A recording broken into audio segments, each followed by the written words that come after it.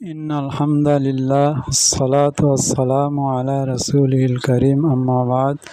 সুপ্রিয় ভিউয়ার্স, আমি আপনাদেরকে বেদাত সম্পর্কিত একটি হাদিস শোনাবো। হাদিসটি অত্যন্ত মনোযোগ দিয়ে শুনুন।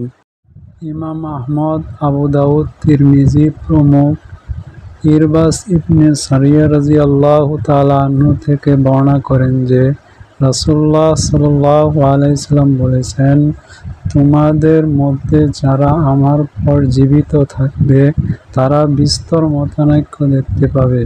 তাই আমি তোমাদেরকে উপদেশ দিচ্ছি যে তোমরা আমার ও খোলাফায়ে রাশিদিনের সুন্নতকে শক্তভাবে আঁকড়ে থেকো এবং তদনুযায়ী কাজ করে যেও।